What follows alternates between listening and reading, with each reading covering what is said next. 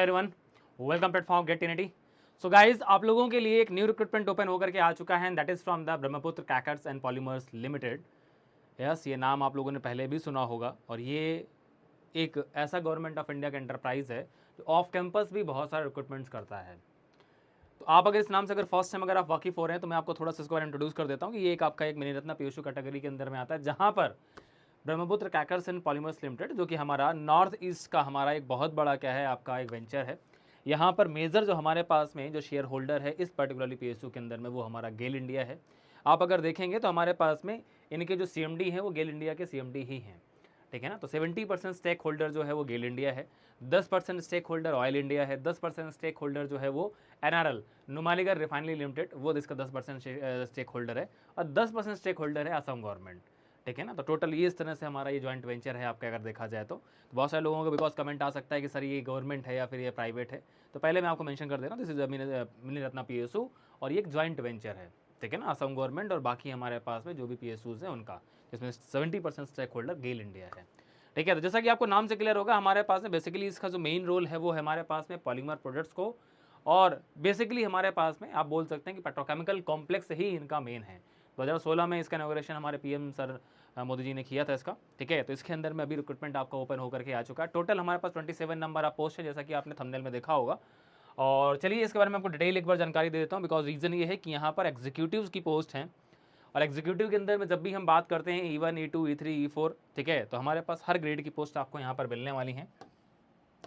सबसे पहले जो हमारे पास पोस्ट है deputy general manager fire and safety की E6 कैटेगरी की पोस्ट है, पर एज लिमिट 50 साल तक की है और सिर्फ ये एक पोस्ट है, ठीक है ना। दूसरी जो पोस्ट हमारे पास सीनियर इंजीनियर केमिकल की E1 हमारे पास ग्रेड के अंदर पोस्ट है, ठीक है ना। हर अपना पीएसयू का अलग अलग रोल है, जैसे कि बहुत सारे पीएसयूज के अंदर E1 कैटेगरी के अंदर कोई एक्सपीरियंस नहीं मांगते हैं, बट यहाँ पर आपको E1 कैटेगरी के अंदर एक्सपीरियंस भी मांगा जाएगा, ठीक है। तो यहाँ पर E1 के लिए हमारे पास अपर एज लिमिट 30 साल तक की आपके पास में ले आपका एज लिमिट है।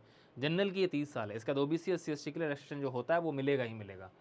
अनरिजर्व 8, ओबीसी की 3, एससी की 2, एसटी की 1 और ईडब्ल्यूएस की 1, total 15 number of post chemical की हैं यहाँ पर सीनियर इंजीनियर की पोस्ट, ठीक है ना। चलिए तो ये E1 कैटेगरी के अंदर में टोटल 15 नंबर ऑफ पोस्ट हमको मिल रही हैं केमिकल इंजीनियरिंग के अंदर। फिर सीनियर ऑफिसर कॉन्ट्रैक्ट एंड प्रोसीजरमेंट, यहाँ पर भी E1 के अंदर में हमारे पास एक पोस्ट है। देन सीनियर इंजीनियर इलेक्ट्रिकल की हमारे पास में यहाँ पर आपके पास एक पोस्ट है, ठीक है ना। एंड इसके बाद हमारे पास senior officer finance and account, यहाँ पर 2 पोस्ट हैं। सीनियर इंजीनियर इंस्ट्रूमेंटेशन हमारे पास इसके अंदर में 3 पोस्ट है हमारे पास, केमिकल, इलेक्ट्रिकल और instrumentation. Senior engineer information technology IT की हमारे पास यहाँ पर एक पोस्ट है। सीनियर ऑफिसर मार्केटिंग की यहाँ पर हमारे पास एक पोस्ट है। सीनियर इंजीनियर मैकेनिकल की भी यहाँ पर एक पोस्ट है और ऑफिसर लेबोरेटरी की हमारे पास E0 कैटेगरी मतलब डिप्लोमा होल्डर्स के लिए होगा और इसकी हमारे पास में क्या है, एक पोस्ट है, ठीक है ना। तो ये सारे के सारे हमारे पास में टोटल 27 नंबर ऑफ पोस्ट यहाँ पर आपकी रिलीज़ की गई हैं BCPL की तरफ से, ठीक है। अब यहाँ पर आता है एलिजिबिलिटी क्राइटेरिया। तो डिप्टी जनरल मैनेजर के अंदर ऑब्वियसली हमारे पास में आपके पास फायर एंड सेफ्टी से आपके पास बैचलर डिग्री हो और 20 ईयर्स का एक्सपीरियंस हो, ठीक है, तो आप जो है ना इस पोस्ट के लिए अप्लाई कर सकते हैं। और मैं बात करता हूँ सीनियर इंजीनियर केमिकल की, अगर मैं बात कर रहा हूँ तो यहाँ पर E1 ग्रेड के लिए जो पे स्केल है 50,000 से 1,60,000 तक का पे स्केल है। और बैचलर्स डिग्री आपके पास chemical engineering, petrochemical, because petrochemical वाले बच्चे बहुत पूछते रहते हैं, पेट्रोकेमिकल इंजीनियरिंग, केमिकल टेक्नोलॉजी या फिर पेट्रोकेमिकल टेक्नोलॉजी से अगर आपका 60% मार्क्स के साथ बैचलर डिग्री है, अगर आपका लेटरल LT है तो भी आप एप्लीकेबल है, बिकॉज यहाँ बैचलर डिग्री बोला गया, यहाँ उसने 4 ईयर्स रेगुलर कोर्स नहीं बोला है, ठीक है ना। तो आप यहाँ पर अप्लाई कर सकते हैं। 1 साल का बाद आपके पास में क्या है, पोस्ट क्वालिफिकेशन एक्सपीरियंस होना चाहिए और वो एक्सपीरियंस भी आपका किस पोस्ट का होना चाहिए, GET graduate engineer training, executive training या फिर मैनेजमेंट ट्रेनिंग की पोस्ट का आपके पास में एक्सपीरियंस होना चाहिए। एक चीज़ उन्होंने साफ मेंशन की है कि आपका जो भी एक्सपीरियंस है वो कम से कम एक ऐसे प्राइवेट सेक्टर के अंदर होना चाहिए जिसका कम से कम 1 साल का रेवेन्यू 200 करोड़ के ऊपर हो, ठीक है ना। ये चीज़ उन्होंने साफ साफ मेंशन की है कि आपका जो एक्सपीरियंस है प्राइवेट सेक्टर के अंदर, अगर आपका एक्सपीरियंस है इस पोस्ट के लिए, ठीक है, तो वो कम से कम आपके पास में नीचे मेंशन किया होगा, ठीक है, मैं नीचे आपको दिखा देता हूँ अभी। और ये कि मैं केमिकल की बात कर लिया, केमिकल के बाद हमारे पास सेम चीज़ हमारे पास में इलेक्ट्रिकल के लिए आती है, एक पोस्ट हमारे पास में है। और यहाँ पर हमारे पास इलेक्ट्रिकल एंड इलेक्ट्रॉनिक्स इंजीनियरिंग से अगर आपके पास बैचलर डिग्री है 60% मार्क्स के साथ में। और इसके बाद हमारे पास इंस्ट्रूमेंटेशन की भी सेम हमारे पास में है, ठीक है ना। Degree in engineering in instrumentation, instrumentation and control, electronics and instrumentation, electrical and instrumentation, electronics, electrical and electronics with minimum 60% marks, ठीक है ना। और 1 साल का एक्सपीरियंस इन सभी में हमारे पास मस्ट है। और इसके बाद हमारे पास में इन्फॉर्मेशन टेक्नोलॉजी के अंदर भी सेम है हमारे पास। इन्फॉर्मेशन टेक्नोलॉजी के अंदर में आपके पास कंप्यूटर साइंस इन्फॉर्मेशन टेक्नोलॉजी के साथ साथ में अगर आपके पास degree with minimum 60% marks and 3 years master degree like अगर आपके पास MCA है, ठीक है ना, तो भी आप इस फॉर्म को अप्लाई कर सकते हैं जहाँ पर आपके पास एक पोस्ट है, ठीक है ना। और इसके बाद हमारे पास मैकेनिकल के अंदर भी हमारे पास bachelor degree mechanical production, industrial, manufacturing, mechanical and automobile में अगर आपके पास डिग्री है तो आप इस पोस्ट के लिए अप्लाई कर सकते हैं, ठीक है ना। और ऑफिशियल लेबोरेटरी E0 की ग्रेड के लिए एमएससी केमिस्ट्री अगर आपके पास में है तो आप इसके लिए अप्लाई कर सकते हैं, और 2 साल का एक्सपीरियंस उन्होंने मांगा है यहाँ पर साफ मेंशन किया, large private sector organisation institution company of repute shall include listed companies which must have at least more than 500 employees and having annual turnover more than ₹250 crore. For current financial के अंदर क्या में उस कंपनी का 250 करोड़ से ज़्यादा का रेवेन्यू होना चाहिए, और उस कंपनी में अगर आपके पास GT, ET या फिर MT का पोस्ट अगर है तो आप वहाँ का एक्सपीरियंस यहाँ अप्लाई कर सकते हैं। बट आपका एसेंशियल क्वालिफिकेशन और आपका एक्सपीरियंस का जो कैलकुलेशन है वो 1 जून से किया जाएगा। 1 जून तक आपके पास में क्या है, क्वालिफिकेशन कंप्लीट होनी चाहिए, बैचलर डिग्री कंप्लीट होनी चाहिए, और इसके अलावा आपके पास अगर एक्सपीरियंस है तो वो 1 जून तक 1 ईयर का एक्सपीरियंस कंप्लीट होना चाहिए, ठीक है ना, ये याद रखिएगा। तो यहाँ पर सिंपल सी बात यह है कि यहाँ पर कोई भी फाइनल ईयर में जो स्टूडेंट्स हैं ना वो अप्लाई नहीं कर सकते हैं अगर आपका 1 जून के पहले रिजल्ट आ चुका है, आप पास आउट हो चुके हैं, अगर आप डिक्लेयर हैं पास आउट तो आप इस फॉर्म को फिलअप कर सकते हैं, अदरवाइज इस फॉर्म को आप फिलअप नहीं कर सकते हैं, ये खास करके याद रखिएगा। लेकिन अगर जो फ्रेशर हैं, लास्ट ईयर भी पास आउट, अभी इस पास पर पास आउट हो रहे हैं तो आपका एक्सपीरियंस नहीं है तो भी आप जो है ना शॉर्टलिस्ट होने वाले नहीं हो। तो सिंपल सी बात हम बोल सकते हैं कि जितने भी हमारे एक्सपीरियंस प्रोफेशनल्स हैं जो 2 साल पहले 3 साल पहले पास आउट हो चुके हैं उनके लिए ही ये जो है ना सुटेबल पोस्ट है, राइट। चलिए, बिकॉज हर चीज़ का कैलकुलेशन 1 जून से किया जाने वाला है, ठीक है ना। फुल टाइम कोर्सेज को ही यहाँ पर अप्रूव किया जा रहा है, पार्ट टाइम कोर्सेज जो हमारे पास ओपन डिस्टेंस लर्निंग के थ्रू होते हैं बस AICT और UGC के अंडर में होना चाहिए, HRD के अंदर में, तो आप अप्लाई कर सकते हैं, ठीक है। आपने अगर कहीं भी NCVT या फिर कोई भी ITI ट्रेनिंग की है तो भी आप अप्लाई कर सकते हैं यहाँ पर। और यहाँ पर सिंपली उन्होंने बोला CGPA फिर जो भी आपका ग्रेड है वो आपका इंस्टीट्यूट ऑफ यूनिवर्सिटी के प्रोसीजर के अकॉर्डिंगली होना चाहिए, ठीक है ना। और जिनके पास भी 5 साल का डुअल डिग्री प्रोग्राम है केमिकल इलेक्ट्रिकल इंस्ट्रूमेंटेशन, ठीक है, तो वो लोग भी यहाँ पर हमारे पास में क्या है अप्लाई कर सकते हैं, ठीक है ना।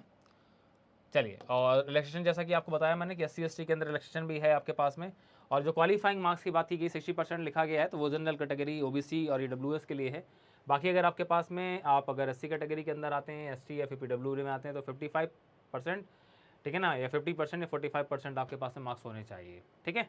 चलिए, अब यहाँ पर सबसे बड़ी चीज़ ये आती है हमारे पास में कि हाँ, रिलैक्सेशन आपके पास एज का यहाँ पर दिया गया है, और एक्स सर्विसमैन के लिए भी है। जो आपके पास में पेमेंट आपका इनॉलमेंट जो आपके हैं वो सिंपली यहाँ पर मेंशन किया जा चुका है। Besides basic pay candidates will be also paid industrial dearness allowances IDA आपको मिलेगा। Other applicable allowances benefits include perquisites of 30% of 35% of basic pay. North east allowance आपका है, basic posted in north east region, special allowance आपको मिलेगा, ठीक है। तो बहुत सारे आपके पास में क्या है आपके अलाउंसेस भी आपको मिलने वाले हैं। एप्लीकेशन फ़ी यहाँ पर मेंशन कर दी गई, एप्लीकेशन फ़ी आपके यहाँ पर जो है 3600 रुपीज़ है। EWS, OBC और जनरल कैटेगरी के लिए, SC ST और फिजिकली चैलेंज के लिए, ठीक है ना, उनको यहाँ पर कोई भी जो है ना फ़ी पे नहीं करनी है। और लेकिन आपको अपना सर्टिफिकेट जो है ना वो आपको प्रोड्यूस करना पड़ेगा, करंट फाइनेंशियल ईयर का सर्टिफिकेट आपके पास में होना चाहिए, ठीक है ना। चलिए, और इसके बाद मैं आपसे अगर बात कर रहा हूँ तो हमारे पास ऑनलाइन एप्लीकेशन के लिए आप इस लिंक को फॉलोअप कर सकते हैं, किसी भी एक पोस्ट के लिए आप अप्लाई कर सकते हैं, ये खास करके ध्यान रखिएगा। और इसके बाद अगर मैं आपसे बात करता हूँ, ठीक है ना, फॉर्म फिलअप करने के बाद में फाइनली आपका जो पास्ट आपका एम्प्लॉयमेंट है वहाँ पर आपके पास एक्सपीरियंस लेटर आपका, या फिर जो करंट एम्प्लॉयमेंट अगर आप बाई चांस वहाँ पर अभी काम कर रहे हैं और आपका 1 ईयर पूरा हो चुका है तो आपका identity card issued by current employer ये भी चल जाएगा। एनुअल इंक्रीमेंट लेटर या प्रमोशन ऑर्डर, ट्रांसफर ऑर्डर अगर ऐसा कुछ भी है, ठीक है ना, अगर आप करंट एम्प्लॉय में हैं तो आप ये भी वहाँ पर दे सकते हैं। या फिर आपको एक्सपीरियंस लेटर अगर मिल जाता है उनके लेटर हेड में, करंटली आप वहाँ पर काम कर रहे हैं, इतने साल आपको हो चुके हैं, ऐसा अगर आपके लेटर हेड में मिल जाता है तो वो भी जो है ना आपका दे सकते हैं। बट वहाँ पर ये याद रखिएगा आपका इंडिकेटिंग, ठीक है ना, डिजिग्नेशन ये बहुत ज़रूरी है, आपका डिजिग्नेशन वहाँ पर मेंशन होना चाहिए, ठीक है ना।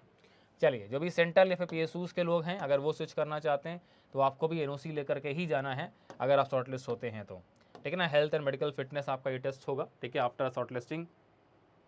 मेडिकल क्राइटेरिया यहाँ पर सिंपली दिया गया है, आप इसको पढ़ सकते हैं आराम से कि आपका पावर कितना होना चाहिए।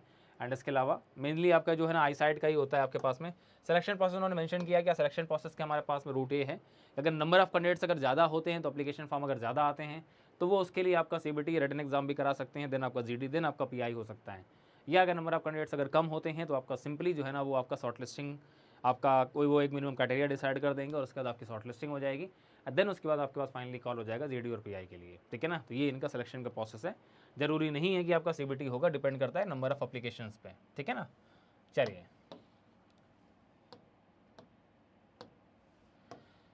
और दूसरा अगर मैं आपसे बात कर रहा हूँ, ठीक है, कि रिटन टेस्ट भी आपका हो सकता है। Selection process shall consist of written test, मैंने जैसे कि बोला ये हो सकता है और नहीं भी हो सकता है, डिपेंड करता है नंबर ऑफ एप्लीकेशंस पे, ठीक है ना। और बाकी आप इसके डिटेल्स को आप आराम से यहाँ पर पढ़ सकते हैं, मेजर जो डिटेल्स मैंने आपको बता दिया है, ठीक है। और इसके अलावा अपने जो आप फॉर्म फिलअप करने के लिए जो भी डॉक्यूमेंट्स हैं, तो जो भी सर्टिफिकेट्स आपके हैं वो आपके लेटेस्ट होने चाहिए, ठीक है ना। No travelling expense will be payable to candidates called for the written test if called for. कोई भी आपको ट्रैवलिंग अलाउंस नहीं मिलेगा अगर आप रिटन टेस्ट के लिए जाते हैं। अगर आप जो है ना सिलेक्शन प्रोसेस के अंदर पार्टिसिपेट करते हैं इंटरव्यू के लिए, तो वो आपको ट्रैवल अलाउंस देंगे, बट उसके बारे में वो बाद में आपको इन्फॉर्म करेंगे। जो आपका फॉर्म है वो 18 मई से ओपन होगा, ठीक है। अभी आपको फॉर्म ओपन होने में 2 दिन है, संडे से फॉर्म आपको ओपन हो जाएगा मॉर्निंग 10 AM से, और 17 जून तक मिडनाइट तक आपका फॉर्म ओपन रहेगा, ठीक है ना। Last date receipt of application form वो 17 जून मिडनाइट तक ही है, ये खास करके ध्यान रखिएगा, ठीक है। तो अभी टाइमली आपको जो है इन्फॉर्मेशन प्रोवाइड कर दी है मैंने, ठीक है। अपने डॉक्यूमेंट्स अगर आपके रेडी नहीं है तो उनको रेडी कर लीजिए प्रॉपर तरीके से, और इस रिक्रूटमेंट में आप पार्टिसिपेट कर सकते हैं। तो खासकर जितने भी मेरे स्टूडेंट्स जो भी हमारे पास में प्राइवेट सेक्टर के अंदर में, ठीक है ना, इस पोस्ट में काम करते हैं, बिकॉज जैसे कि रिलायंस इंडस्ट्रीज़ के अंदर जीटी की पोस्ट आपको मिलती है, और बहुत सारी इंडस्ट्रीज़ के अंदर जीटी ईटी एमटी की पोस्ट आपको मिलती है, ठीक है। तो अगर ऐसा कोई एक्सपीरियंस आपके पास में है तो इस पोस्ट के लिए डेफिनेटली आप अप्लाई कर सकते हैं, ठीक है ना। चलिए, तो इस वीडियो में फिलहाल के लिए इतना ही, बाकी कोई भी नई इन्फॉर्मेशन अगर आती है तो वो मैं आपको कम्युनिकेट करता रहूँगा। अगर इस चैनल को आप फर्स्ट टाइम देख रहे हैं तो सब्सक्राइब करना मत भूलिएगा, क्योंकि रीज़न ये है कि ऐसी बहुत सारी इन्फॉर्मेशन आपको इस चैनल के थ्रू आपको मिलती रहती है, ठीक है। सो आप सभी को ऑल द बेस्ट, मस्त रहिए, स्वस्थ रहिए, और प्रॉपर तरीके से चैनल को फॉलो करते रहिए। Thank you and good bye.